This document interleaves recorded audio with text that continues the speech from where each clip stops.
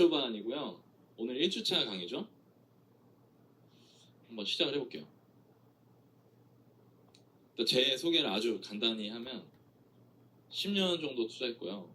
순자산이 부동산으로 70억 정도 되는 것 같아요. 근데 이거 이게 별로 의미가 없어요. 왜냐면 제가 순자산이 이번 하락장에 반토막이 났거든요. 왜 반토막 났는 줄 아세요? 집값은 그렇게 안 떨어졌는데 반은 안 떨어졌거든요, 집이. 근데 제 순자산을 반토막 났어요. 왜 그럴까요? 전세가 있으니까. 그러니까 예를 들면은 지난 상승장 꼭대기 때 제가 100억이 넘었어요, 순자산이. 그때 부채가 예를 들어 전세가에 50% 정도 됐었거든요. 그럼 제 집이 예를 들어서 10억이면 여기 5억, 5억인 거잖아요. 이게 제 순자산이고 이게 부채죠. 그죠? 전세. 이게 이제 매매에서 전세 뺀 거. 뭐 어떤 분들은 세금을 까야 된다는데 얘가 일을 하고 있는데 왜? 뭔 소리예요? 왜 안 팔아? 그냥 아예 모르는 거예요, 그런 사람들. 그러면 제 순자산이 이거고 이건데 여기서 집값이 25% 빠졌어요. 그럼 이게 7억 5천이 되잖아요. 그러니까 이제 반토막이 나는 거죠. 그랬다가 조금 올라왔어요. 저거 세는 게 너무 귀찮아서 잘 안 세고 있습니다. 근데 제가 아파트를 다 보고 있기 때문에 저절로 계산이 이 정도 되는 것 같습니다. 그럼 다음번 상승장 오면은 저는 순자산 얼마 될까요?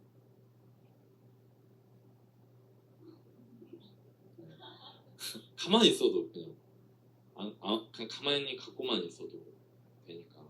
근데 저는 투자를 더 할 겁니다. 저는 투자를 더 할 거예요. 네. 투자자산 현금 흐름이 요 정도 나오는 것 같아요. 월 3천만 원 정도 나오는 것 같습니다. 이 월 3천만 원은 전세금 올라가는 거예요. 근데 그걸 이제 합치면 물론 제가 역전세 날 때는 돈을 돌려줄 때도 있고요.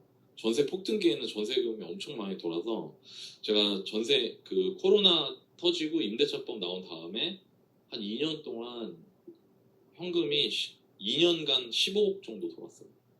그러니까 그렇게 한 방에 도는 게. 근데 그 다음에 또 어떻게 됐죠, 제가? 엄청 내줬어요. 그러니까 여러분 이런 걸 다 볼 줄 알아야 된다는 거예요. 제가 여기서 15억 돌았습니다. 1년 15억 더 돌았거든요. 조금 더 전세금이. 그러면 저한테 가만히 있는데 2년 동안 15억 넘게 들어오는 거예요. 자, 그럼 어때요? 벌써 여러분들은 와 하면서 이러거든요. 그게 끝이다? 그게 끝이에요? 그 다음에 어떻게 됐어요? 역전세 나서 제가 많이 돌려줬죠. 이거를 다 볼 줄 알아야 된다는 거예요. 모든 거 좋은 건 없어. 좋기만 한 건 없다. 근데 에버리지 퉁쳐보니까 저 정도 되는 것 같아요.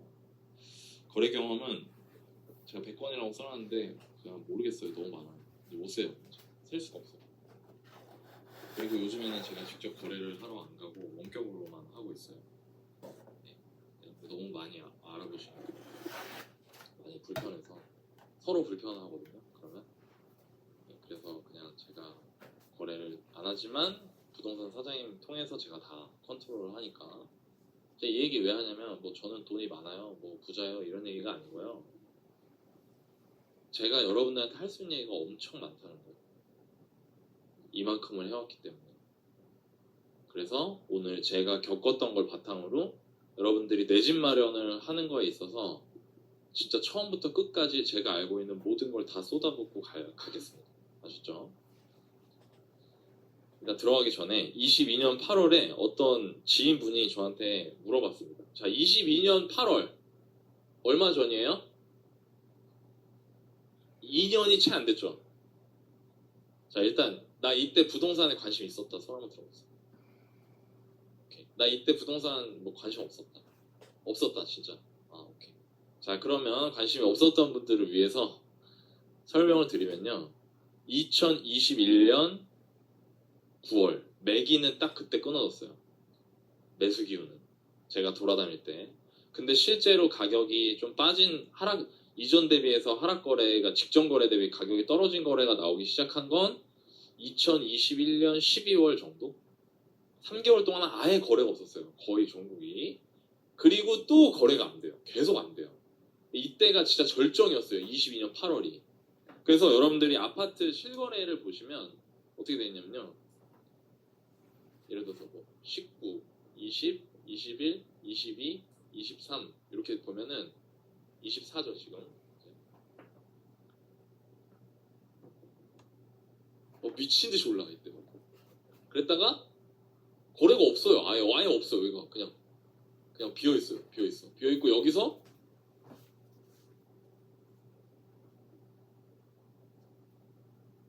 이때까지 올랐다. 21년 9월까지니까.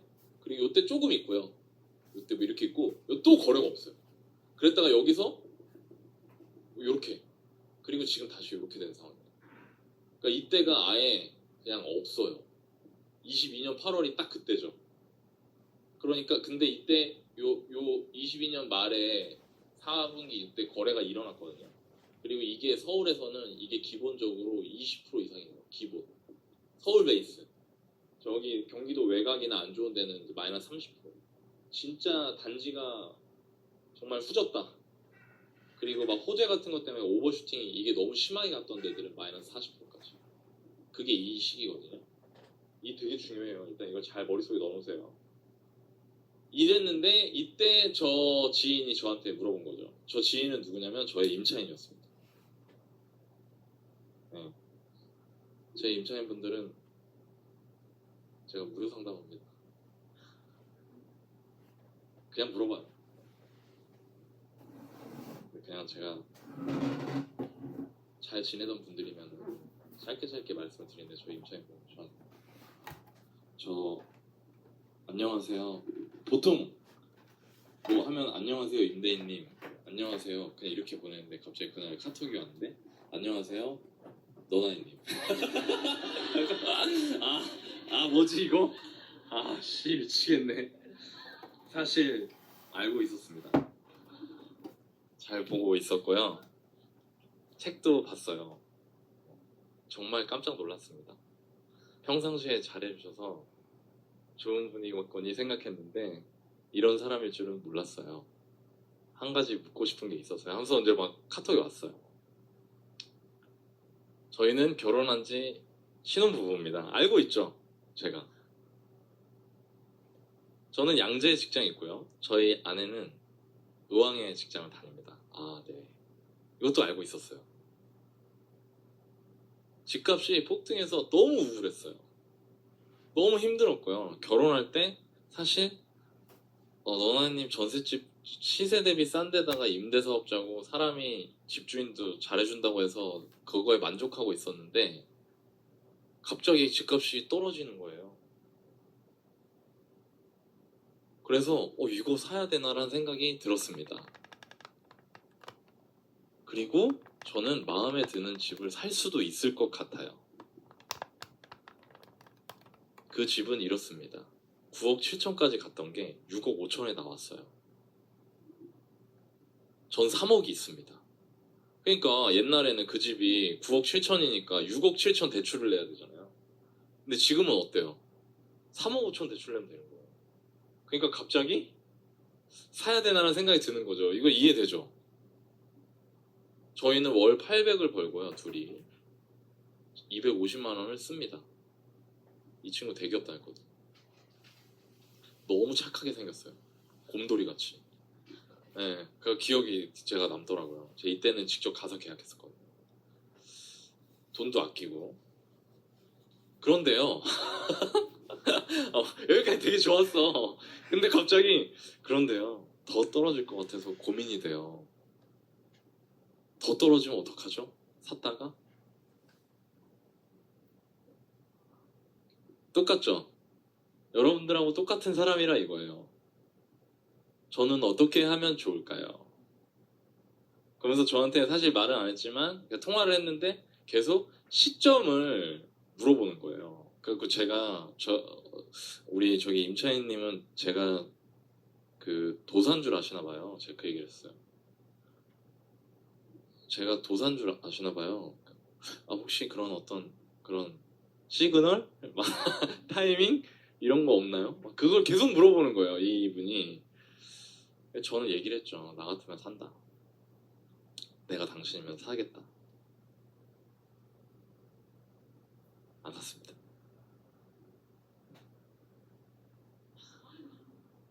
네, 사라고 했는데 저 같으면 사겠다고 했어요. 물론 이렇게 얘기했죠. 이게 6억이 될 수도 있다. 그러나 너가 6억이 된다고 해서 이 집을 막 개환해야 되거나 하진 않을 것 같다. 얘기를 들어보면 그 마음에 들어. 심지어 나 같으면 사겠다. 왜냐면 이 집이 본인 처갓집이랑 같은 단지여가지고 이제 아기를 놓고 싶은데 딱 마음에 들었던 거예요. 그게 집도 나쁘지 않았고. 근데 안 사고 조금 있다가 이제 올라가고 나서 샀더라고요. 나중에 얘기 들어보니까. 전 안 산 줄만 알고 있었는데 나중에 사실 7억 좀 더 주고 샀다고. 네. 근데 지금 이거 한 7억 7천 8천 정도 하거든요. 올랐잖아요 또 23년에. 근데 이제 또 자기 산 가격까지 떨어질까봐 막 걱정된다고 그러고 됐다고 했어요. 그냥 살라고. 애나 열심히 키우고 살라고 했습니다. 제가 이때 느꼈어요. 아니 그냥 마음에 드는 집이면 심지어 이러면 그냥 사면 되거든요. 그냥 사면 돼요. 그냥.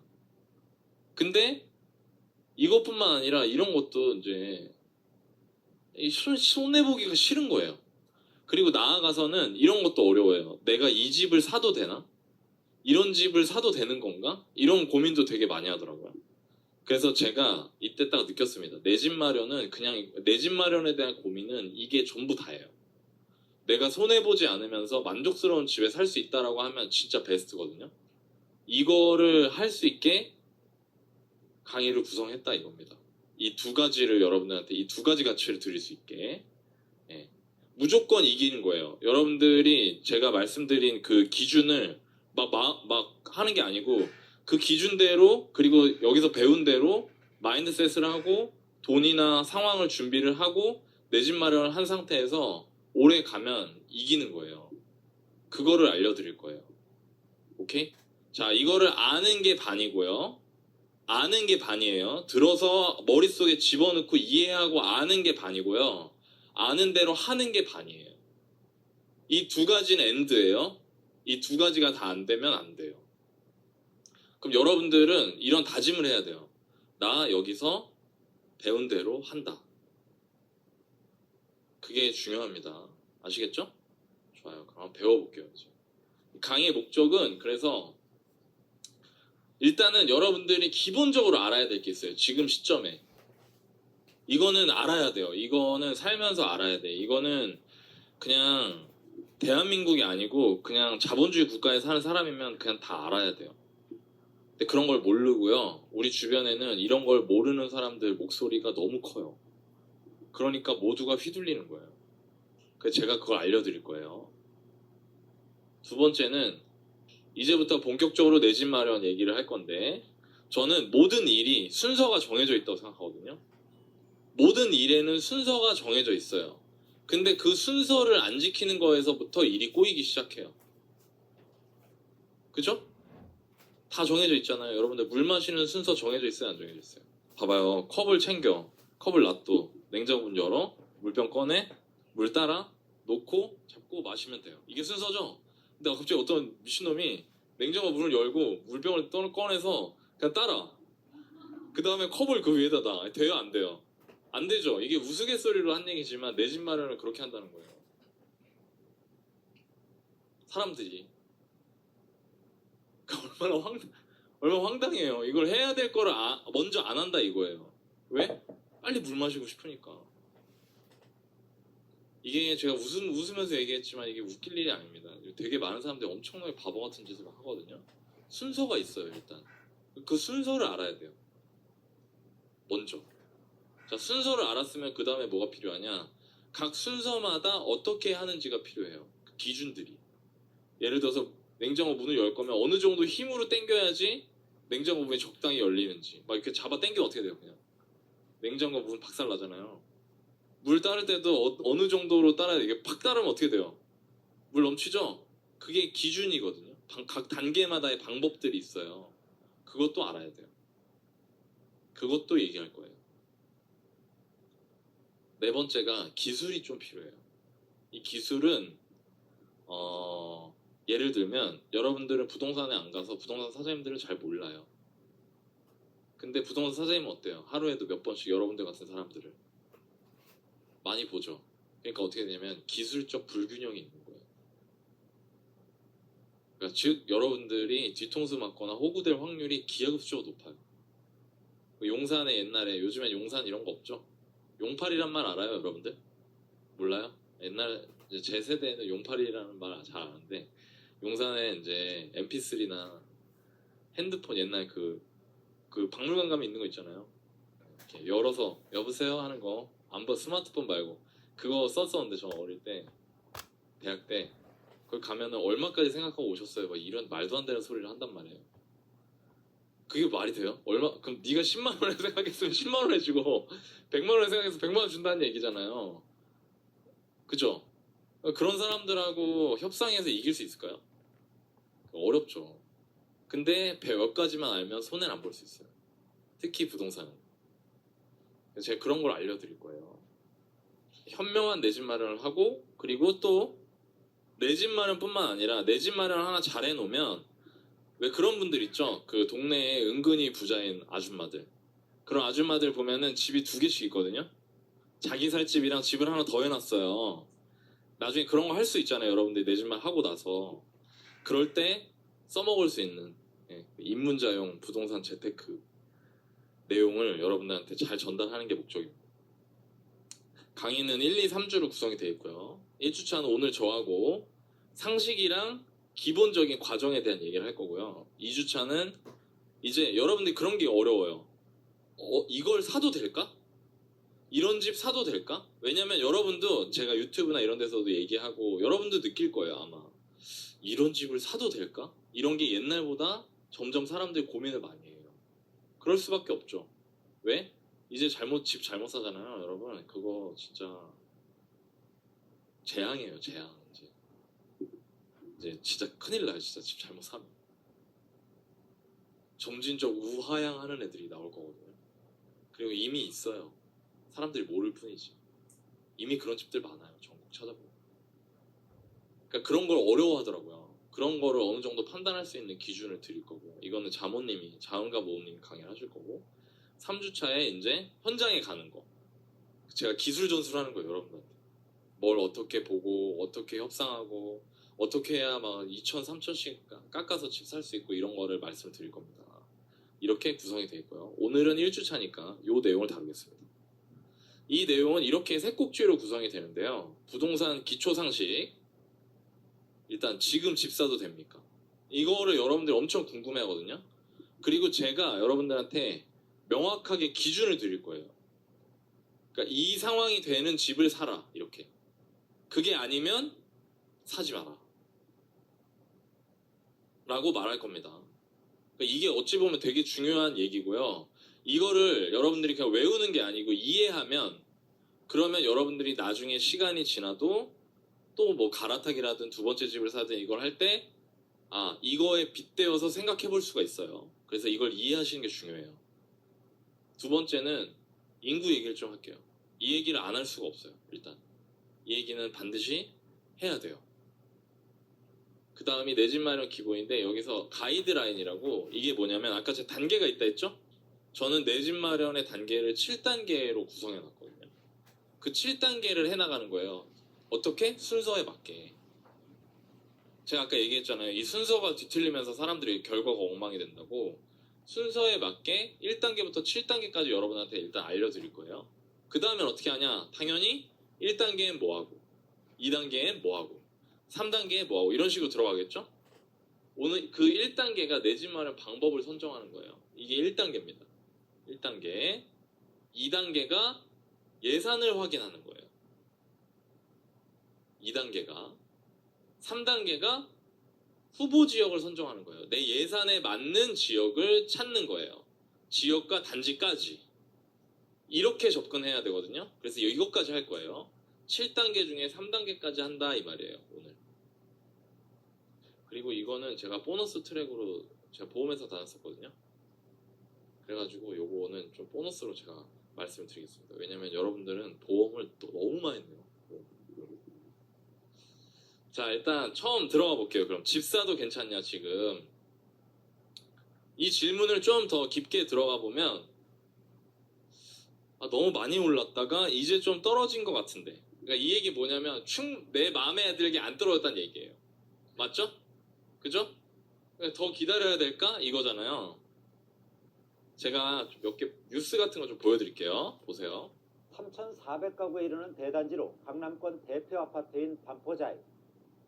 하지만 고금리 여파로 전용 면적 84제곱미터가 최근 30억 원의 매물로 나왔습니다. 직전 거래가 39억 원보다 9억 원 정도 떨어진 가격입니다. 낮게 거래를 하기 위해서 내놓은 거죠. 그게 이제 저 합정역 끝에 있는 143동 같은 거 밑에 층 전반적으로 고객들은 떨어질 거 생각하고 안 사죠. 같은 평형 전세도 지난 6월 22억 원 하던 것이 최근 12억 3,750만 원에 거래돼 10억 원 가까이 급락했습니다. 강남의 핵심으로 꼽히는 압구정동 아파트도 최고가에 비해 10억 원 가까이 떨어진 매물이 나오고 있습니다.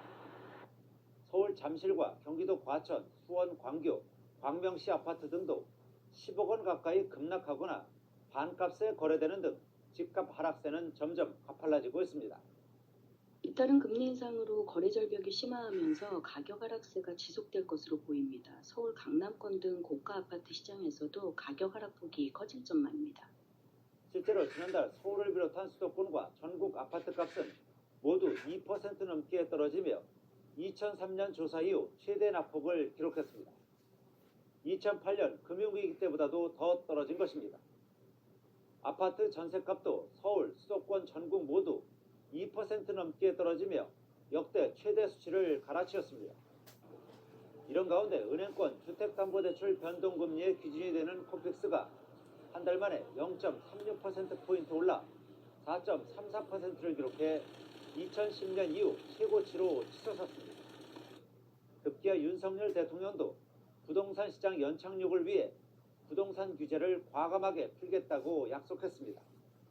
고금리 상황으로 이 주택 가격이 하락하는 추세를 보이기 때문에 저희가 수요 규제를 조금 더 빠른 속도로 풀어나가서 당장 다주택자나 임대사업자에게도 주택담보대출 허용을 추진하기로 했습니다.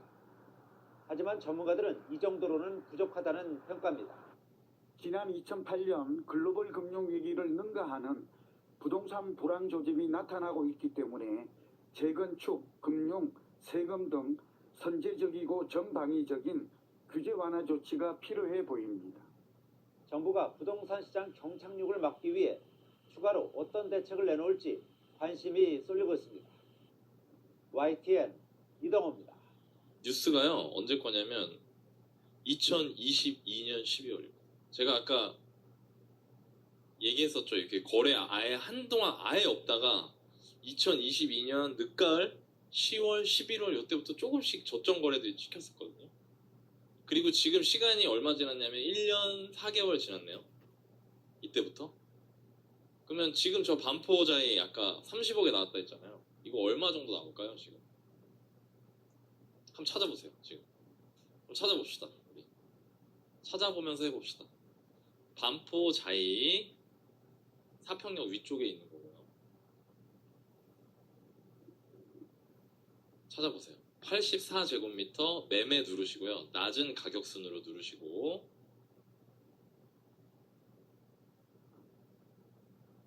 31억 2억 저층 빼면은 32억 가까이 나올 거예요. 그죠? 아까 30억에 나왔다 했잖아요. 근데 이때 이 뉴스 분위기 어때요? 자 보세요. 다시 이제 여기 보세요. 마이너스 10억 떨어진 아파트 급증. 압구정동 10억 빠졌다. 얘기 나왔죠? 반값에 거래된 아파트도 있다. 난 얘기가 또 있었어요. 그리고 그 전문가분이 나오셔가지고 그건 계속 나오시는데 계속 틀리더라고요. 네. 그 떨어질 전망입니다. 하락세를 보일 전망입니다. 이래 얘기했잖아요. 그리고 이런 말도 있었죠. 03년 이후로 최대한 급락한 상황이다. 20년 만에. 자, 이런 얘기 들으면 어때요? 이게 얼마 될 것 같아요? 그러니까 여러분들이 느낀 걸 물어보는 거예요. 39억이 됐던 게 30억이 됐는데 상황을 막 이렇게 얘기를 해요. 여기서 전문가도 데려다가 인터뷰해서 그 전문가 분이 여기서 이렇게 인터뷰해달라고 주문을 했는지 본인 생각인지 모르겠는데 그분은 맨날 틀리거든요. 그러니까 막 얘기를 하는데 안 좋아질 전망입니다 이렇게 얘기하잖아요. 그러니까 여러분들은 전문가들 얘기 듣고 싶어 하잖아요. 그 사람들은 나랑 다르다고 생각하잖아요. 사실상 똑같은데. 그럼 여러분들은 이 얘기를 들었을 때 이게 얼마 될 것 같냐 이거예요. 이 뉴스가 딱 끝났을 때, 이 시점에 이거 뉴스를 봤을 때. 근데 지금 얼마라고요? 네. 이렇다는 거예요. 알 수 있어요, 없어요? 없어요. 여러분들 절대 알 수 없어요, 이거는. 그러니까 이런 거, 지금 이 시간이 중요한 게 여러분들이 이제부터 이제 다짐을 해야 돼요. 나 이제 남의 이런 거에 휘둘리지 않겠다. 내 기준 갖고 가겠다. 자꾸 앞날을 내다보려 하지 않겠다. 하나 더 볼까요? 하나 더 볼게요. 집값 하락세가 이어지면서 서울 아파트 전세 거래는 늘어나고 매매 거래는 역대 최저 수준으로 줄어들었습니다. 오르지 않는 집 사느니 전세 살겠다는 겁니다. 장훈경 기자입니다. 서울 목동의 이 아파트는 지난해 101제곱미터가 18억 3천만 원까지 올랐습니다. 하지만 지난해 말 17억 5천만 원에 내놓은 매물은 여전히 팔리지 않고 있습니다. 최근엔 16억 3천만 원까지 가격을 더 낮췄지만 여전히 사겠다는 사람이 없습니다. 올해 1, 2, 3월 달은 거의 매매가 끊긴 상태에서 한두 건 정도 제가 했습니다. 서울의 아파트 값은 21주 연속 하락해 지난해 11월보다 1.7% 떨어졌습니다. 지난해 상승폭에 비하면 하락 정도가 미미한 데다 앞으로 더 하락할 거란 예상에 매매 건수가 크게 줄고 있습니다. 반면 전월세 거래는 꾸준히 늘고 있습니다. 올 1분기에 매매의 10배나 됐을 정도입니다. 값이 떨어질 집을 사느니 차라리 전세로 거주하는 게 낫다고 판단한 수요가 늘고 있는 겁니다. 올해 서울 아파트 신규 입주 물량이 최근 10년 새 최대인 4만 3천여 가구에 달해 이런 추세는 더 이어질 전망입니다. 전월세 가격이 하향 안정세를 보이면서 매매 가격 하락으로 이어질 수 있습니다. 그게 거래 부진이 이어지면서 전문가들은 대단지 입주를 기점으로 전세값이 떨어지는 경향을 잘 이용하면 거주 비용을 낮추는데 도움이 될 거라고 말합니다. SBS 장훈경입니다. 여기 또 얘기하시잖아요. 되게 캐주얼하게. 하락으로 이어질 수 있어요. 이렇게 딱 얘기하죠. 이거 언제 뉴스일 것 같아요? 여러분, 이 내용은 어때요? 일단 최근 상황을 잘 반영하고 있죠. 사람들 다 전세로 몰리고. 이거 2019년 4월 뉴스예요. 2019년 4월 7일 뉴스예요.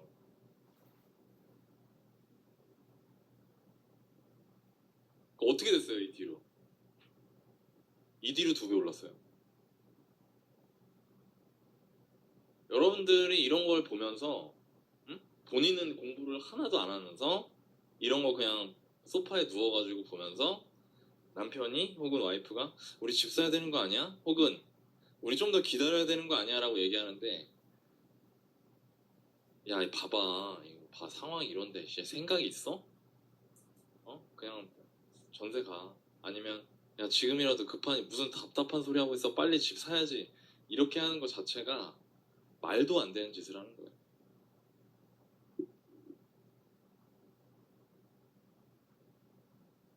너무 똑같죠? 지금이랑. 여러분들 오해하시면 안 돼요. 제가 이 뉴스를 보여드렸다고 해서 당장 내년부터 집값이 엄청 오를 거라고 말하는 게 아니에요. 저는 그냥 틀린다는 얘기예요. 단기 전망을 하지 말라는 얘기예요. 이걸 믿지 말라는 거예요. 여러분들보다 훨씬 똑똑하고 이거에 대해서 연구를 많이 한 것 같은 사람이라고 하더라도 그 사람도 결국에는 작두타는 것밖에 안 된다는 거예요. 아무도 알 수 없어요. 어떤 누구도. 막 너무 자신 있게 얘기하는 사람도 있거든요. 어떻게 될 거다. 내후년에 어떻게 될 거다. 3년 뒤에 어떻게 될 거다. 예, 말도 안 되는 소리입니다. 저는 그런 걸 믿지 않습니다. 당장 너무 많았어요. 이번 하락기도 마찬가지예요. 3년 하락장인데 사실상 2023년은 올랐거든요. 2022년 대비. 2021년 대비해서는 떨어져 있죠. 근데 2022년 대비해서 올랐잖아요. 그쵸? 근데 그 2022년에도 주구장창 계속 떨어질 거라고 얘기하던 사람들도 있다고요. 근데 그 사람들 말이 맞았어요, 틀렸어요? 그 전에는. 전엔 맞았지. 21년부터는 떨어졌잖아요. 무슨 얘기냐면 여러분들은 일단 이걸 내려놔야 돼요. 완전히 버려야 돼요. 여기서. 아, 나 이제 누가 오를 것 같다, 떨어질 것 같다 이런 말 안 들을 거야. 그냥 참고만 할 거야. 듣지 않을 거야. 그 사람이 틀릴 수도 있어. 라고. 그러니까 제가 어떻게 해요? 저는 그냥 아예 말을 안 하잖아요. 몰라요, 진짜. 모르겠어요. 그럼 여러분들 이 정도 들으면 그런 생각이 드실 거예요. 아니, 모르는데 어떻게 결정을 해? 너 나이는 모르는데 어떻게 결정하지? 제가 지금부터 그 얘기를 할 건데 그걸 하기 위해서는 이런 관점으로 옮기면 돼요. 1년, 2년, 올해 사가지고 내년에 어떻게 된다, 내후년에 어떻게 된다, 뭐 금리가 어떻게 된다. 지금 금리 또 웃기잖아요. 어제부터 뉴스가 또 나와요. 금리 안 내릴 수도 있다고. 미국 실업률이 너무 낮으니까. 일자리 늘어나는 거랑. 경기가 너무 좋은 거야, 미국이. 경기가 좋은데 금리를 어떻게 내려요? 인플레는 어쩌라고. 근데 불과 한 달 전만 해도 야 이제 올해 뭐 하반기부터 이르면 6월 달에 금리 내린다 막 이랬거든요. 그러니까 항상 바뀌거든요. 매번 바뀌어요. 그래서 저는 그냥 그런 거 신경 안 써요. 근데 그런 걸 신경 쓰지 않으려면 어떻게 되냐면 1, 2년 뒤, 내년, 내후년이 문제가 아니고 10년 뒤를 보고 결정을 해야 돼요. 이걸로 옮겨야 돼요. 자, 그러면 그 상태에서 이걸 볼게요. 이게 전국 아파트 매매 지수예요. 1986년부터 지금 현재까지인데요. 요 20, 40, 60, 80, 100 있죠? 이거는 지금이 100이면 이때는 지금이 10억이면 이때는 2억이었단 얘기예요. 쉽게 말하면. 느낌 오시죠? 배율로 표시한 거예요. 자, 1986년부터 지금까지 어떻게 됐어요? 올라가요. 올라왔죠? 그쵸? 이거 부정하는 사람 있나요? 없어요. 수도권 아파트예요. 서울, 경기, 인천. 똑같아요. 지방광역시. 똑같죠? 그쵸? 일단 이거에 여러분들 이걸 듣다 보면 저게 맞나? 이런 생각이 들 수 있는데 그냥 제 얘기를 한번 쭉 들어보세요. 단기적으로 등락이 있지만 장기적으로는 올라왔어요. 지금까지 일단. 맞아요? 그죠?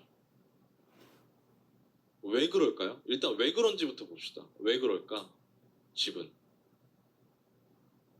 자, 집이 가지는 특징이 있는데요.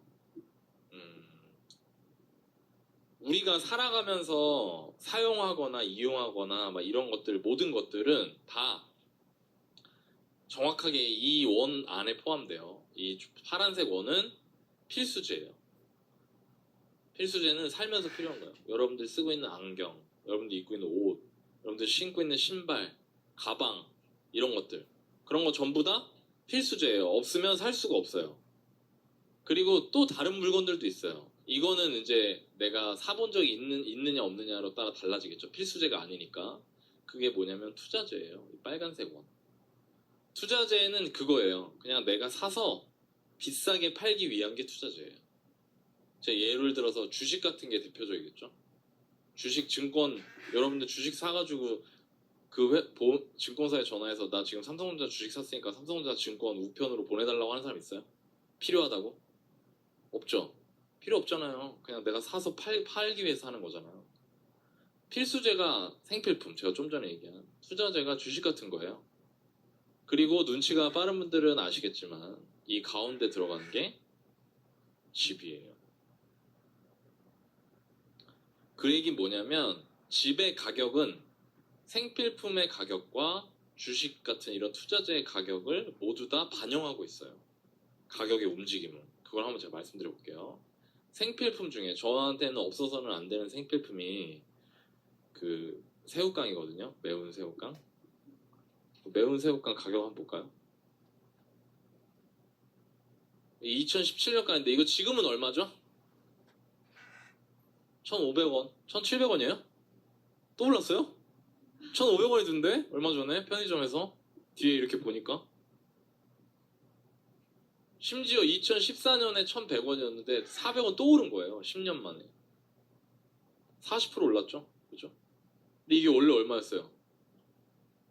이게 이렇게 이때 50원이라고 와 대박이다 이러면 안 되죠. 1974년에 50원이면요 여러분 큰돈이에요. 큰돈. 네. 이게 어떻게 돼요? 점점 올라가요. 근데 어떻게 올라가요? 한 번도 떨어지지 않고 올라가요. 예쁘게 올라가요. 샤넬백이 막 올라갔다 내려왔다 해요? 나이키 신발이 올라갔다 내려왔다 합니까? 그냥 쭉 올라가잖아요. 이게 필수제의 성격이에요. 필수제의 가격은 통화량이 늘어나는 속도 그대로 올라가요. 이걸 우리가 뭐라고 표현하냐면 물가가 오른다라고 말해요. 물가가 오르는 건 돈이 많아져서 오르는 거예요. 자, 이 내용을 이해하지 못하시는 분들이 있어서 제가 간단하게 설명을 해볼게요. 왜 돈이 많아지는데 왜 올라가요?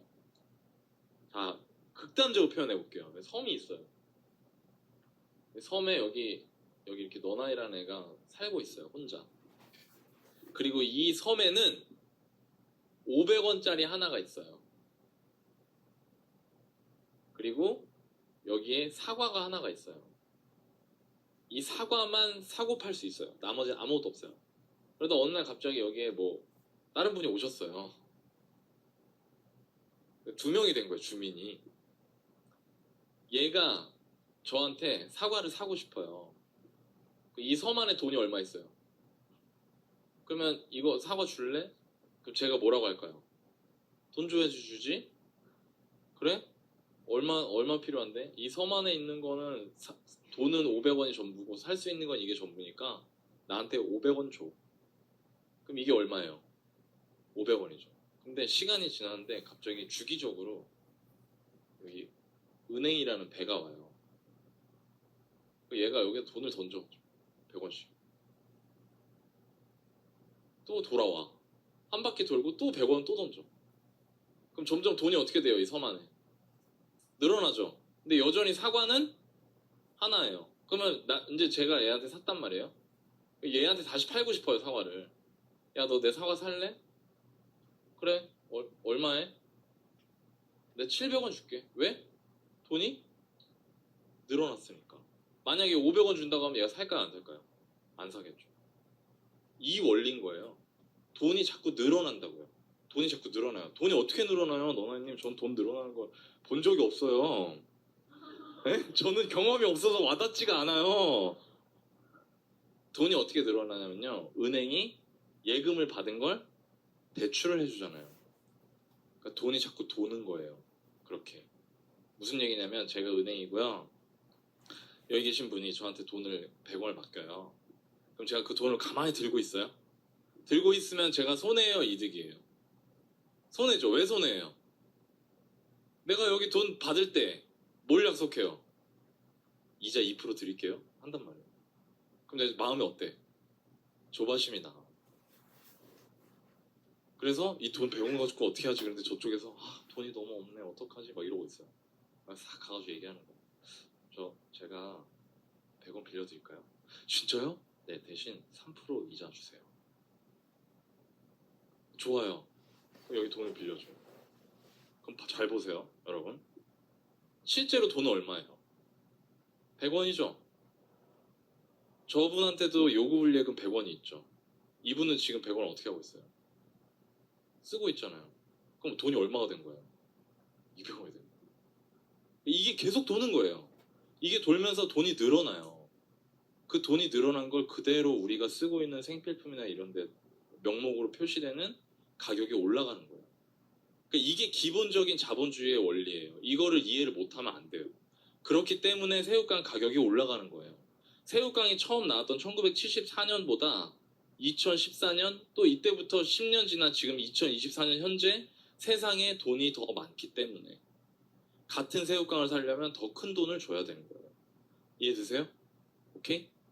자, 그러면 필수제에 대해서 알았어요. 필수제는 가격이 예쁘게 오르는구나. 왜냐면 통화량이 늘어나니까. 돈이 늘어나니까. 그러면 투자제는 어떻게 될까? 투자제는 어떤 특징을 가질까? 자, 새우깡 어디서 만들어요? 농심 주가 한번 볼까요? 농심 주가? 농심 주식은 새우깡처럼 먹을 수 있어요, 없어요? 없죠? 이래요. 언제냐면 이게 2015년이에요. 10년 전, 이게 2014년부터거든요. 딱 10년 차트거든요, 이게. 이거 계속 이렇게 점진적으로 올라가요?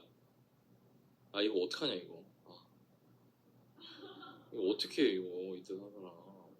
이거 어떻게 존버가 안 되잖아요, 이거. 투자재는 이런 성격을 가져요. 왜 그럴까요? 투자재는 사람 마음에 의해서 결정되기 때문에 가격이.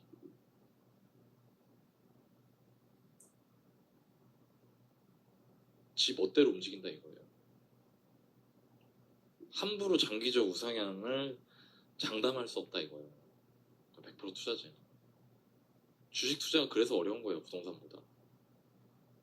저는 개인적으로 그렇게 생각해요.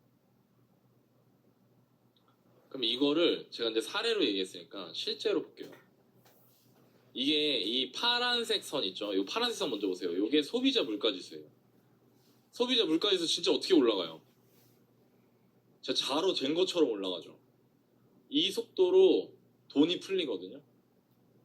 돈 풀리는 속도가 이 속도로 풀려요. 이 속도가 깨진 게 지난 코로나 때예요.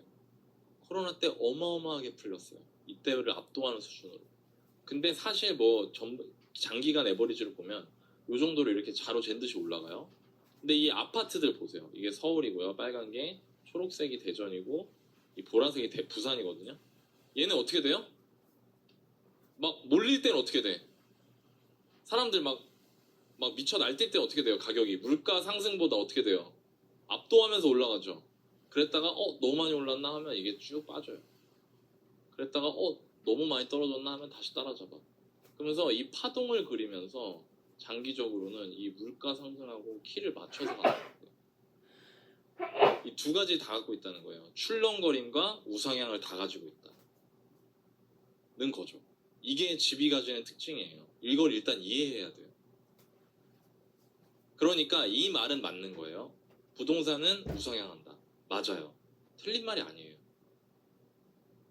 근데 이건 틀린 말이에요. 부동산은 우상향한다. 이건 틀린 말이에요. 무조건 우상향이 아닌 거예요. 출렁거리면 우상향하는 거예요. 근데 내가 재수없게 이때 살 수도 있는 거 아니에요. 그죠? 그러면 힘들어지는 거죠. 이걸 이해해야 돼요. 근데 이때 사도 이길 수 있는 사람들이 있어요. 그 사람들이 뭐냐면 이 기간을 어떻게 하면 돼요? 잘 인내하고 버티면 돼요. 자, 그걸 보여드릴게요. 잘 보세요. 이때 서울에 집을 샀어요. 제가 강의 때 우스갯소리로 김상투 씨가 샀어요. 상투를 잡았어요. 1989년에 김상투 씨가 서울에 상투를 잡았어요. 너무 힘들어. 너무 오랜 기간 힘들어요. 10년이 딱 지나니까 이제 원금이 돼. 너무 고통스럽고 힘들어요. 근데 그냥 그래 그냥 내가 뭐 무리를 한 것도 아니고 이 정도 충분히 할 수 있으니까. 그리고 우리 아들내미 키우면서 잘 살 수 있어. 우리 딸내미랑 아들내미 키우면서 아주 버텼어요. 버티니까 어떻게 돼요? 이제 고진감래 시절이 오는 거죠. 올라가는 거예요. 그동안 못 올라갔던 거 따라잡는 거예요. 그러니까 이거를 이제 그의 아들 김꼭지 씨가 이것만 본 거야. 또 이것만. 그래서 이때 사버렸어요. 또 아빠 닮아서 꼭지 잡았어요. 네? 근데 또 기다리니 이렇게 가는 거죠. 그럼 이번에 꼭지 잡은 사람도 어떨까요? 비슷한 일이 펼쳐지지 않을까요? 서울 아파트 산 사람들. 근데 그렇지 못한 사람들이 있다 없다? 있다. 왜 그럴까요? 그 사람들 머릿속에는 출렁거린다는 가정이 없는 거예요. 그러니까 어떻게 하냐면 돈을 있는 대로 다 잡아다가 집을 사버린 거죠. 그 상태에서 떨어지니까 멘탈 나가서 다 던지는 거예요. 진짜 아이러니한 게 서울의 외곽 지역에 임장 가보면 던지는 친구들이 전부 다 어린 친구들이에요. 너무 마음이 아파요.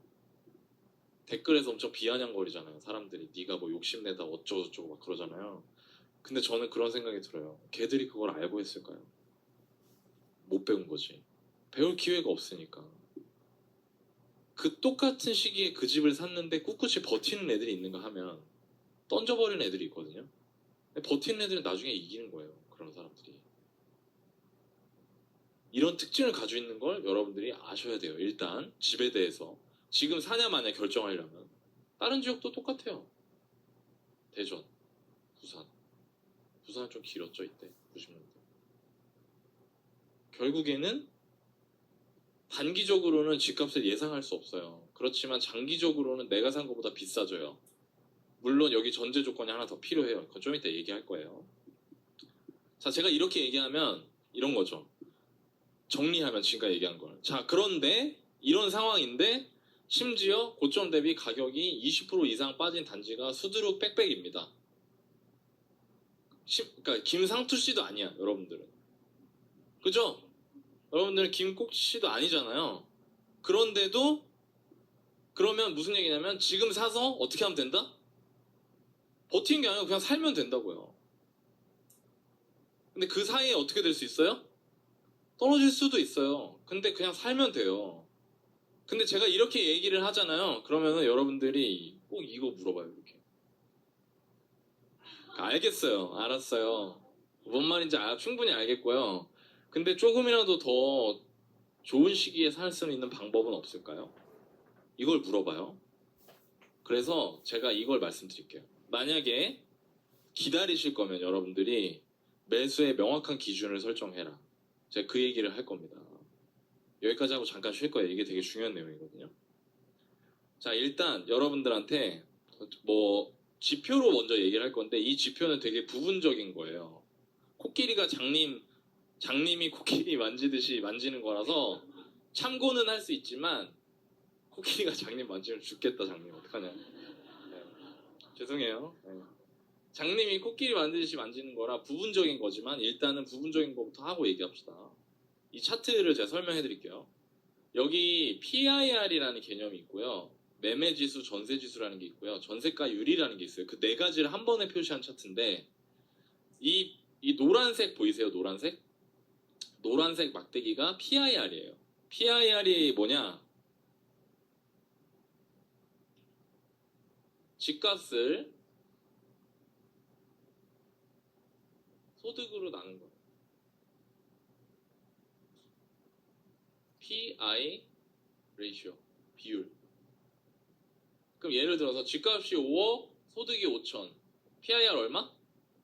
10. 이거는 의미로 풀어 표현하면 PIR은 소득을 몇 년 동안 안 쓰고 모아야 집을 살 수 있는 거예요. PIR이 10이다라고 하면 평균 중위소득, 평균 소득인 사람이 평균 아파트를 사는 PIR이 10입니다 라는 뉴스가 나오면 10년을 하나도 안 쓰고 모아야 집을 한 채 살 수 있는 거예요. 자, 여러분들 어때요? 자, PIR 10이에요. 어때요? 그러니까 이게 문제 뭐냐? 일단 제가 여기서 당부드릴 게 한 가지가 한숨이 나오죠. 하나도 안 쓰고?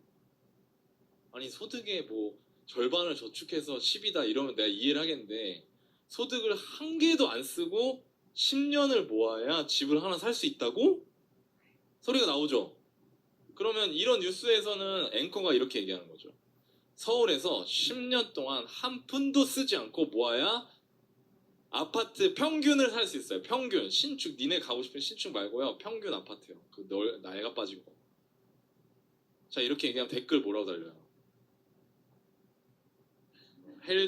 헬조선 막 대한민국 막 난리 나죠? 네, 근데 제가 여기서 하고 싶은 말은 뭐냐면 일단 그런 마인드를 버리시라고요. 네. 거기서부터 여러분들 성공이 출발인 거예요. 제가 강의니까 그냥 돌리지 않고 얘기하면 그런 마인드로 사니까 다 모든 걸 내 기준으로 생각하는 거예요. 모든 걸. 사람들이 그러잖아요. 지 생각만 해 쟤는 욕할 때. 딴 사람 욕할 때 그러잖아요. 근데 저는 참 신기해요. 그런 욕을 하는 사람만 있더라고요. 자기네 회사에 이상한 사람이 있대요. 근데 그 회사 다른 사람한테 물어보잖아요. 자기네 회사에 이상한 사람이 있대요. 또 다른 사람한테 물어보잖아요. 자기네 회사에 이상한 사람이 있대요. 도대체 누가 이상한 사람인 거예요? 그렇지 않아요? 근데 이거 버려야 돼요, 여러분. 이 마인드.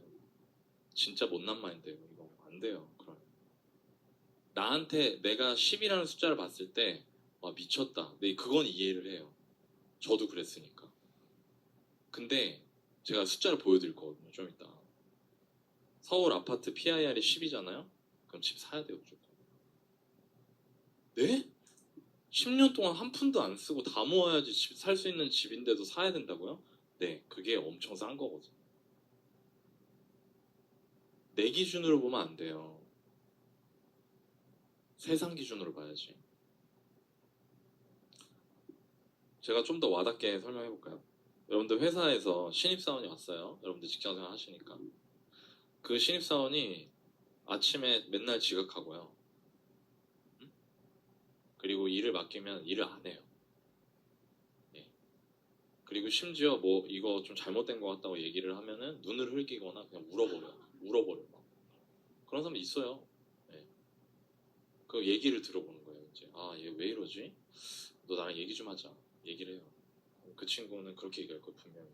저는 나름대로 최선을 다하고 있어요. 그럼 그때 여러분들 뭐라고 할 것 같아요? 그건 네 생각이고 그건 네 생각이고 살아가면서 필요한 거는 다른 거야. 회사를 다니면서 월급을 받으려면 다른 거야. 라고 말할 거야. 심지어 나도 월급쟁인데도. 그런 말을 할 거라는 거예요. 당연하죠. 옆에 신입 직원 왔는데 그렇게 해봐봐요. 제가 그런 경험이 있거든요. 제가 처음으로 받았던 여자 후배였는데 제가 그때 되게 깜짝 놀랐어요. 아, 이렇게 생각이 다를 수 있구나. 일에 대해서. 이걸 해놓고 이걸 다 했다고 하는구나. 이렇게 해놓고. 그런 생각 한 적이 있거든요. 그러니까 기준은 내가 설정하는 게 아니에요. 세상이 설정하는 거예요. 그러면 성공하는 사람은 뭐가 다르냐면은 자기가 갖고 있는 기존의 생각이나 기준을 내려놓고 세상이 제시하는 기준을 따라가려고 한단 말이에요. 그러면 높아져요, 자기 기준이. 근데 이것도 똑같더라는 거예요. 제가 이거 보면서 그 생각을 되게 많이 하거든요. 집값 뉴스 보면서. 뉴스에 댓글 보면서. 아, 이분들은 이 생각을 가지고 있는 사람들은 자기 일도 이런 식으로 하지 않을까? 내 나름대로 하겠죠. 근데 그러면 안 돼요. 그래서 이걸 여러분들 여기서 처음으로 제가 이 얘기 왜 하냐면 숫자가 장난이 아니거든요. 그래서 이 얘기 하는 거예요. 자, 이제 한번 볼게요. 이 노란색이 PIR, 이 회색이 전세가율이에요. 그리고 이 지수는 이 왼쪽에 아까 20, 40, 60, 80, 100 아까 제가 잠깐 설명했죠? 그거 기준으로 보시면 돼요. 꺾은 선 그래프고요. 요 막대 그래프는 이 오른쪽을 보시면 됩니다. 자, 한번 해볼게요. PIR이 요 막대 그래프인데요. 자, 이 움직임이 어때요? 뭐하고 똑같아요? 매매하고 똑같죠. 당연히 그렇겠죠. 집값이 올라간다는 건 무슨 얘기예요? 소득 대비 집값이 비싸지고 있다는 거잖아요. 집값이 내려간다는 건 뭐예요? 소득 대비 집값이 떨어지고 있다는 거잖아요. 그러니까 이 모양 자체가 똑같아요. 여기 보세요. 파란색 매매가 이게 2008년부터 2009년부터 집계했는데 PIR을 여기서 이렇게 집값이 떨어지니까 요 노란색 막대 그래프가 어떻게 돼요? 떨어져요. 노나이님 근데 좀 이상한데요? 왜요? 파란색은 조금 떨어지는데요. 노란색은 엄청 떨어져요. 왜 그럴까요? 이 기간 동안 소득이 오르거든요. 소득은 오르는데 집값이 떨어지니까 소득 대비 집값 비율은 집값이 떨어지는 것보다 더 많이 떨어지는 거예요. 자, 오케이? 이해되세요? 이게 중요한 얘기예요. 이해돼요? 다시. 이해 안 된다 지금. 이게 파란색은 여기서 요만큼 빠졌잖아요. 요만큼. 근데 이 노란색 막대기는 여기서 이만큼 빠지죠. 그쵸? 그럼 봐봐요. 집값, 소득인데 집값은 10만큼 빠져요. 근데 소득이 예를 들어서 자 이렇게 해봅시다. 이렇게 해야겠다. 이렇게 하면 더 이해하기 쉽겠다. 집값이 100이었어요. 소득도 100이었어요. 10이었어 소득이. 그럼 이게 10이죠? 근데 시간이 지났더니 집값이 90이 된 거예요. 7.5예요? 그러면 집값은 10% 빠졌는데 PIR은 얼마 빠져요? 25% 빠지는 거예요. 이해돼요? 이걸 간과하면 안 된다는 거예요. 왜? 이게 사람들이 느끼는 그 집값이 비싸다 싸다의 기준이니까. 내 소득 대비. 이해되시죠? 뭔 말인지. 자, 다시 반대로 코로나 터지고 집값 오른 집값 있어요? 뭔 말 하려는지 알겠죠? PIR은 빠르게 떨어지는 거예요. 그래서 자 그럼 보세요. 요렇게 움직이듯이 얘도 요렇게 움직여요. 그러면 일단은 감을 잡아야 되니까 이 PIR 집계 기간 2008년 12월 이후로 지금까지 몇 년이냐? 14년이죠. 그죠? 14년 동안 평균 PIR은 12.2예요. 서울 평균 PIR은 12.2예요. 이 자료의 출처는 KB부동산입니다. 12.2예요. 자, 그러면 이 얘기예요. 여러분들은 평균적으로 서울에서 내 집을 살려면 12.2년 동안 한 푼도 안 쓰고 모아야 살 수 있어요. 자, 이 얘기 들으면 어때요? 빡치는 거예요. 근데 그게 평균이에요. 현실인 거예요. 그럼 이제부터 어떻게 사고 전환을 해야 되냐면 어떻게 해야 내가 저거를 올라탈 수 있지? 로 바꿔야 돼요. 평균은 12.2예요. 자, 그 다음에 전세가율을 볼게요. PIR에 대해서 배웠어요, 여러분들이. 12.2라는 것도 배웠어요. 그럼 이제 전세가율에 대해서 한번 얘기해 봅시다. 이 전세가율도 부동산을 이해하는 데 있어서 굉장히 중요한 지표이기 때문에 제가 설명을 한번 해볼게요. 자, 전세가율은 전세를 매매로 나누는 거예요. 전세가를. 근데 예를 들어 전세가율이 40%다. 집값이 10억이에요. 그럼 전세가 얼마란 얘기죠? 4억이란 얘기예요. 전세가율이 80%다. 집값이 똑같이 10억이에요. 전세 얼마란 얘기죠? 자, 일단 이걸 딱 들었을 때, 이것만 딱 봤을 때, 이 숫자, 막 전세가율, 막 이렇게 숫자로 접근하지 말고 우리 생활로 이제 부동산 구하는 걸 부동산 직구하는 걸 상상을 해보는 거예요. 부동산에 갔어요. 부동산 갔어. 매매를 물어봤어요. 근데 이 아파트에 살아야 돼. 뭐 예를 들어 이 집에 뭐 처가가 있거나 아기를 도와주는 거 해주셔야 된다. 직장 근처거나 막 그래가지고 집 물어봤어요. 그랬더니 10억이래요. 아, 전세는요? 전세 4억이래요. 어떤 선택이 쉬워요? 동시에 무슨 생각이 들어요? 왜 이렇게 비싸? 생각이 들죠? 그죠? 전세 물어봤더니 8억이래요. 근데 갑자기 부동산 사장님이 그냥 2억 더 주고 매매해요 라고 얘기하는 거예요. 그럼 어떨 것 같아요? 이때보다 내가 체감하는 집값이 훨씬 싸다고 느껴지겠죠. 전세도 8억인데. 일단 이런 의미가 있어요. 오케이? 즉 전세가율이 높을 때는 저는 이걸 어떻게 표현하냐면 매매가의 전세가의 차이를 전환비용이라고 표현해요. 저는 수요자가 전세에서 매매로 전환하는 데 필요한 비용이라고 말해요. 그 전환비용이 낮으면 낮을수록 어떻게 돼요? 집을 살 수 있는 잠재 수요자가 늘어나요. 맞나요? 당연히 그렇겠죠. 그래서 전세가율이 높다는 의미는 뭐냐면 전환비용이 낮다는 걸 말해요. 전환비용이 낮다는 얘기는 방향이 조금만 바뀌었을 때 뭔가 새로운 뉴스가 나오거나 새로운 분위기가 생겼을 때 집을 매매하려는 사람들이 빠르게 늘어날 수 있는 조건을 갖췄다는 걸 말해요. 오케이? 자, 그게 있고요. 그 다음에 그러면 여기서 첫 번째, 전세가율이 높으면 어떻다는 거다? 집을 빌리는 것보다는 사는 게 유리할 수 있다는 거예요. 일단 이걸 알아야 돼요. 자, 그 다음에 그런데 왜 전세가율이 이렇게 낮은 경우가 있을까? 도대체 어떤 때? 되게 웃긴 게요, 여러분. 되게 웃겨요. 제가 지금 좀 전에 전환비용이 작으니까 이때가 집을 사는 게 더 유리한 거라고 말했잖아요. 그런데 실제로는요, 정반대예요. 사람들은 집을 언제 사냐면요, 이때 살려고 해요. 사람들은 집을 이때 안 살려고 해요.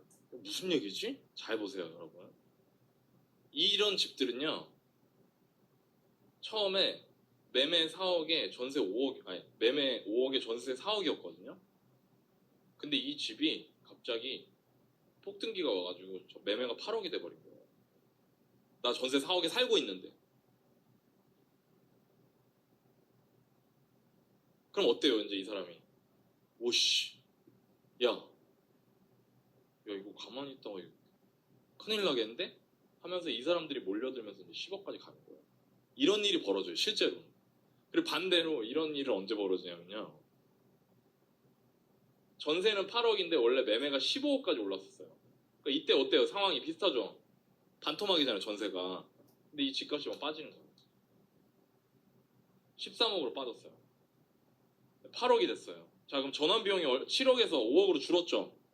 근데 여러분들 집 사고 싶어요 안 사고 싶어요? 왜? 줄었잖아 근데 비용이. 그러니까 어떻게 해요? 전세 더 몰려. 제가 8억 그대로 써놨는데 이때 전세는 어떻게 되겠어요? 전세 올라가요. 전세는 이제 9억이 돼. 왜? 올리니까. 집값은 11억이 돼. 살까요? 안 사요. 지금이 딱 요 사이클에 있는 거예요. 지금 현재 상황이.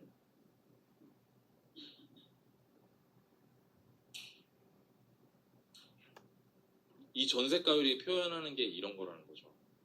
의미하는 게. 여러분들은 어떻게 해야 돼요? 반대로 해야죠. 네.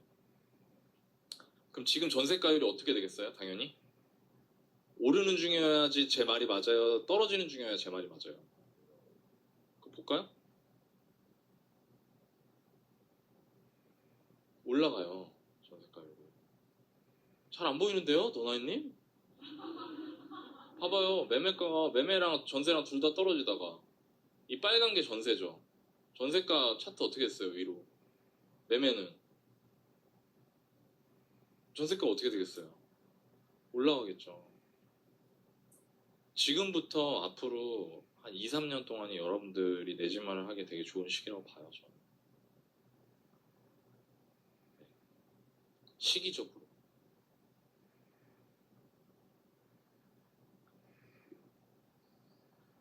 이해되셨습니까? 그런데 여러분들이 하나 주의해야 될 게 있어요. 여러분들 지금 집 산다고 하면 다 뭐라고 할 것 같아요? 미쳤구나? 너 미쳤구나? 너 토요일날 어디 갔다 왔어? 어? 토요일날 어디 갔다 왔어? 너 어디 갔다 왔길래 이런 헛소리를 하는 거야? 너 어디 갔다 왔어? 어디 나간다고 가방 메고 나갔다 왔잖아 어디? 막 이렇게 얘기하겠죠 이제. 서울 아파트의 평균 전세가율은 2008년 12월 이후에 57%예요. 그러면 지금 현재 시점을 봅시다. 자 여기까지 그려놓고 보니까 우리가 이제 하나 깨달을 게 있어요. 잘 보세요. 여기 이렇게 빨간 박스가 있어요. 이게 언제냐면 현실적으로 최적의 매수 시기였어요. 이때가. 진짜 이런 거. 2014년 1월부터 2018년 6월 사이에 서울의 아파트를 산 사람 중에 후회하는 사람을 본 적이 있다. 없죠? 그럼 그때하고 똑같은 PIR과 전세가율 기준을 가지면 되잖아요. 혹은 그때하고 유사한, 그죠? 그때 PIR이 10.1이었어요. 제가 그래서 아까 PIR 10이면 무조건 사야 된다고 얘기했던 거예요. 근데 어떤 사람은 여전히 이런 미친 나라, 헬조선 10년을 모아야 집을 살 수 있는 게 나라냐? 이게 나라냐? 막 이러고 있겠죠. 왜 현실감과 없는 거예요, 그게. 전세가율은 이때 서울 평균이 69.7%였어요. 그리고 이 모양으로는 차트 모양을 잘 보세요. 앞에 보세요, 앞에. 요 노란 막대기가 요 노란색 평균선보다 어디 있어요? 아래 있죠. 그죠? 요 박스 안에 요 회색 막대기가 전세가율이 이 평균 전세가율보다 어디 있어요? 그러니까 요 막대 그래프가 이 각각의 평균선보다 위아래 있으면 되잖아요. 이때가 진짜 내 집 마련하기가 좋은 시기라는 거예요. 이 두 가지 지표를 봤을 때 사실 전 이 두 가지만 볼 줄 알면 된다 생각해요. 그런데 보세요. 지금은 어떠냐 봐야죠. 그러면 지금이 이래요. PIR이 20까지 갔어요. 그랬다 지금 11.2까지 빠졌어요. 그러니까 사람들이 이러는 거죠. 아니 집값 얼마 빠지도 않았는데 근데 그 사이에 소득이 꽤 많이 늘었단 말이에요. 명목 소득이. 여러분들 임금 많이 늘었어요. 코로나 때 돈 풀면 임금도 오르거든요. 그러니까 이게 이렇게 빠지는 거예요. 그러니까 오히려 PIR은 지금 서울 평균 PIR의 아래 있어요. 지금 현재. 근데 전세가율이 어때요? 평균보다 아래에 있죠. 지금 52.4%거든요. 근데 전세가율이 어떻게 된다 지금? 올라간다. 그러면 얘도 위로 올라갈 거 아니에요. 뭔 말인지 아시죠? 그러니까 진짜 여러분들이 준비해야 되는 시기라 이거예요. 이제부터는. 제가 3주간에 걸쳐서 알려드리는 방법대로. 진짜 좋은 기회가 오고 있다. 자, 그럼 정리해 볼게요. 아주 대충. 다만 이거는 전체 평균이죠? 전체 평균이에요. 여러분들이 보는 단지는 여기에 해당이 안 될 수도 있어요. 왜냐면 어떤 단지는 막 진짜 막 미친 호가로 걸어오는 단지들도 많거든요, 지금. 그런데 일단 기본적인 개요를 잡아야 되니까. 대충 가격이 저렴하다고 판단할 수 있는 시기는 그 기준이 PIR 12보다 낮아야 되고, 저는 전세가율이 60% 넘어야 된다고 생각해요. 이거예요. 저는 이걸 기준으로 생각하고 있어요. 네. 그리고 내년이 되면 제 생각에는 전세가율 60% 넘을 것 같아요. 현재 기준으로 절대적인 소득 대비 가격 자체는 많이 내려왔죠. 그러니까 집값은 20% 빠졌는데 10억 하던 게 8억이 됐는데 소득이 뭐 한 3년 동안 매년 임금 상승 한 3% 4%씩 했다. 그러면 3년 동안 그러면은 3년 동안 10억 하던 게 8억이 됐으니까 소득이 1억이었는데 대충 편의상 그러니까 2022년에는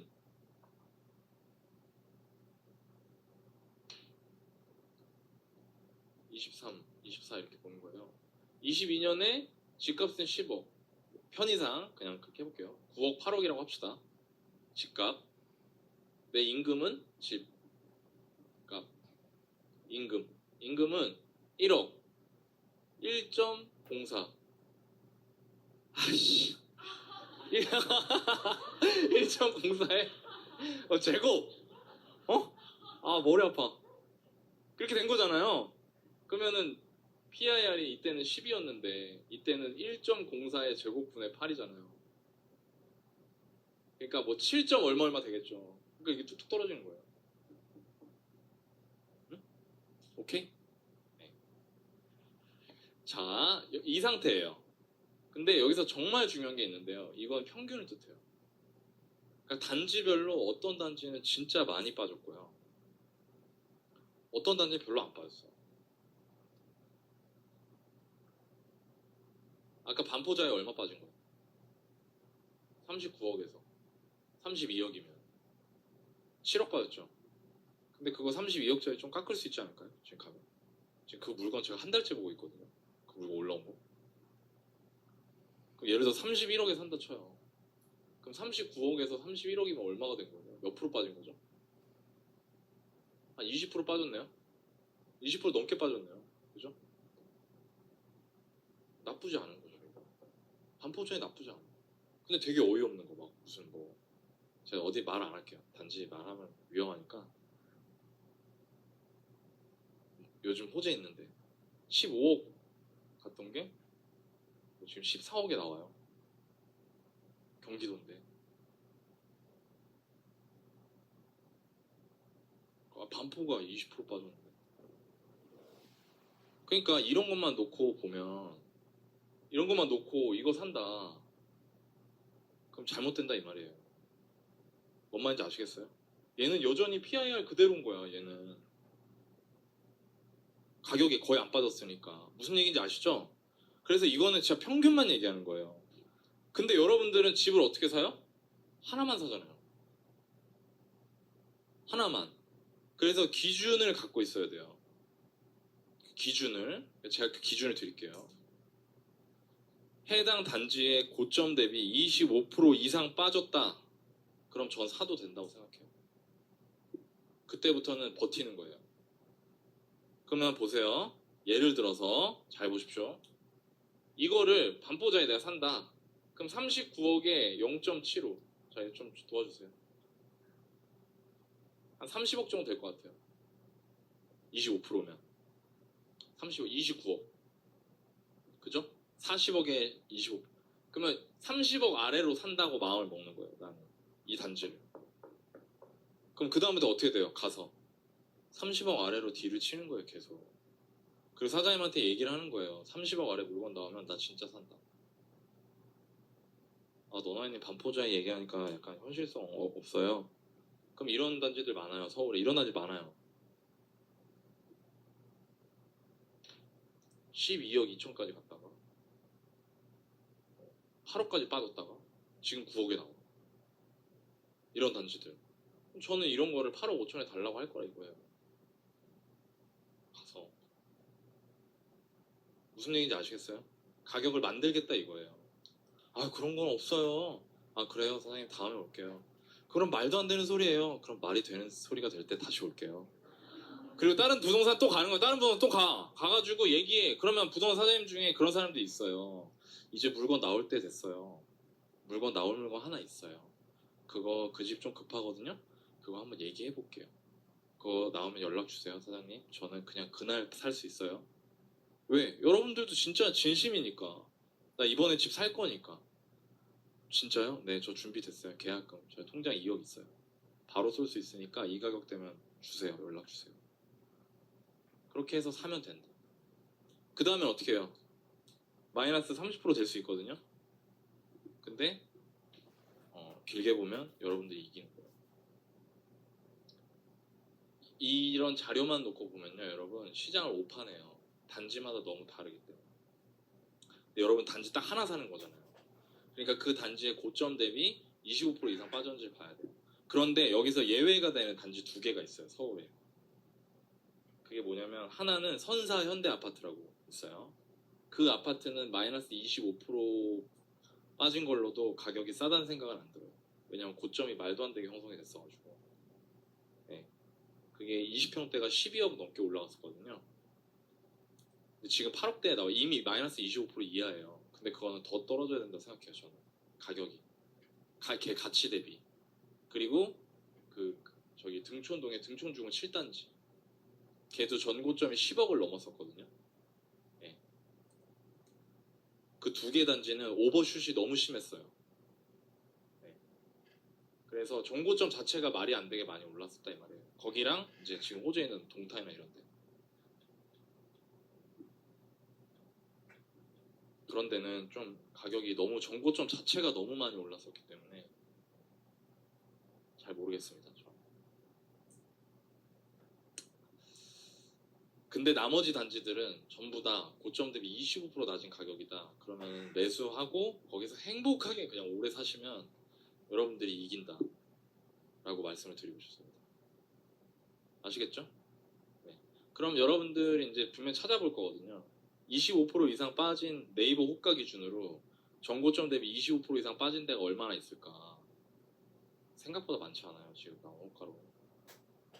그러니까 함부로 딸려가면서 하면 안 돼요. 그럴 필요도 없고 대신 가서 만들어야 돼요. 네, 만들면 됩니다. 제 생각에 오르락 내리락 하는데 올해 내년 계속 비슷할 것 같아요.